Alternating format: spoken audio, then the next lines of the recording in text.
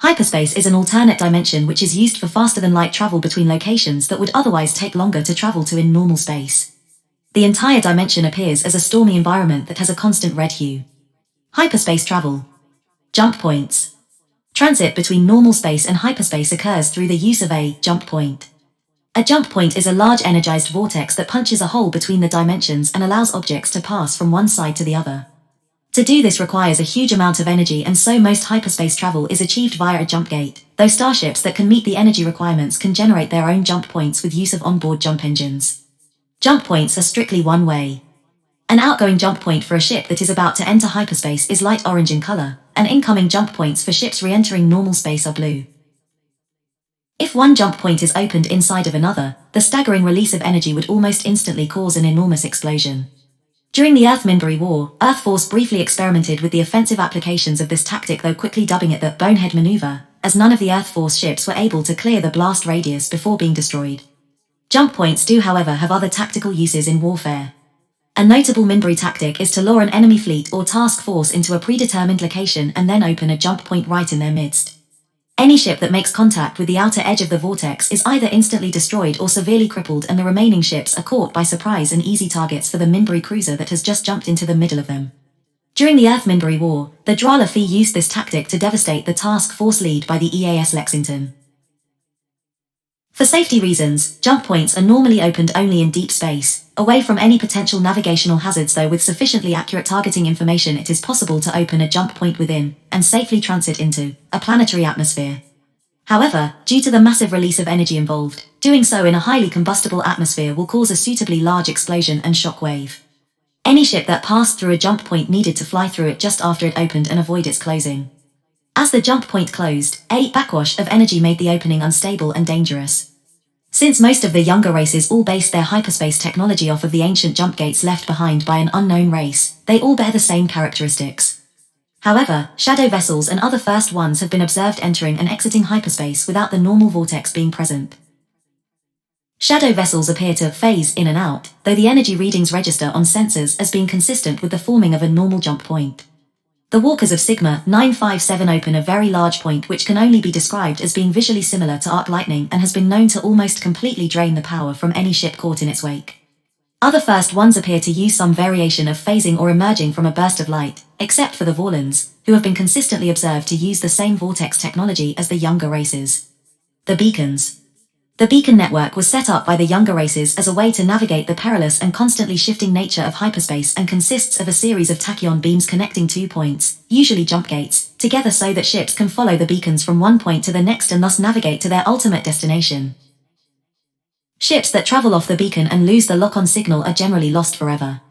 However, a rescue effort can be made by having a chain of ships maintaining a lock-on signal with each other, with one remaining on the beacon to act as anchor while the others extend out into open hyperspace. Timing is crucial, as the longer a ship is off the beacon the further away it will drift and the less likely it is for a rescue chain to locate it. The third space artifact, discovered in 2261 after having been abandoned in hyperspace over 1 million years prior, was retrieved using the chain of ships technique when it drifted near enough to the beacon network to be noticed. Races and groups with access to more advanced technology need not depend on the beacons at all. For example, the Technomags are the masters of hyperspace navigation and can travel completely off the beacon by amplifying even the weakest signal to usable form. The Vorlons have been observed folding a piece of hyperspace onto itself and creating a pocket for their vessels to hide in, allowing huge fleets to travel almost undetected.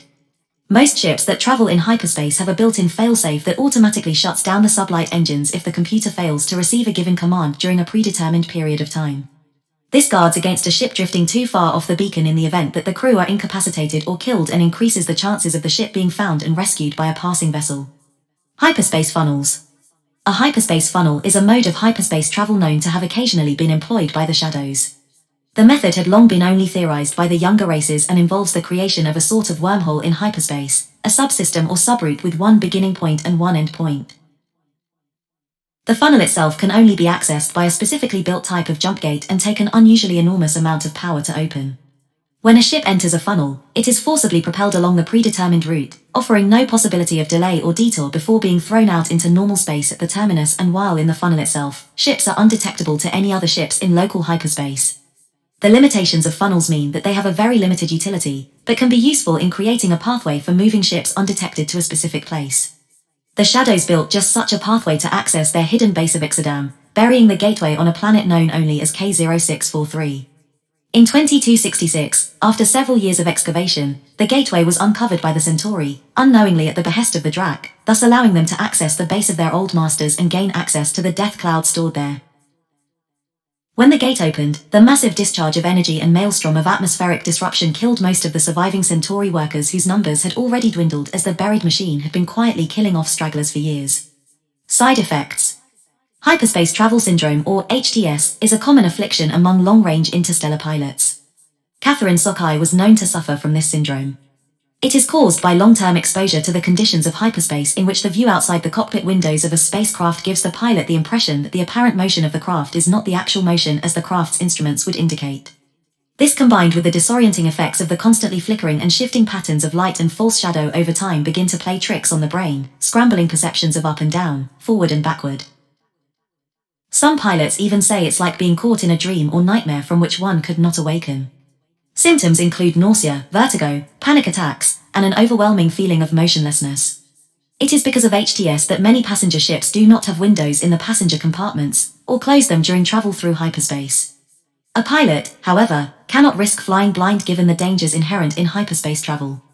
So it is necessary for a ship's flight crew to learn to live with the side effects, train their eyes to see past the optical illusions, and trust their instruments.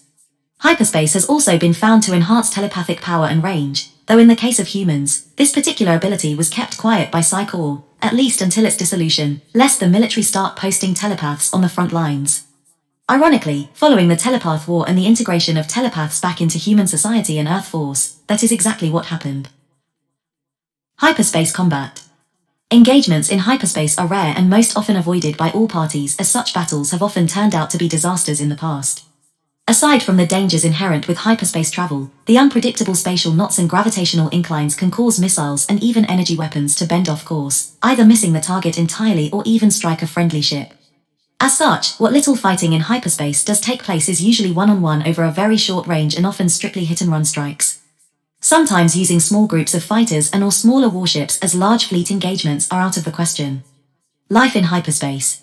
The existence of creatures living in hyperspace had long been rumored among some species, but never confirmed by humans until 2267, when the Excalibur encountered a swarm of Fen, a species of huge jellyfish-like creatures, en route to the Well of Forever. According to the techno-mage Galen, who was already aware of their existence, they are only barely sentient and generally attracted to bright shiny objects. Though the Fen are not overtly hostile and there are no known accounts of one ever consuming a starship, they may attempt to couple with one.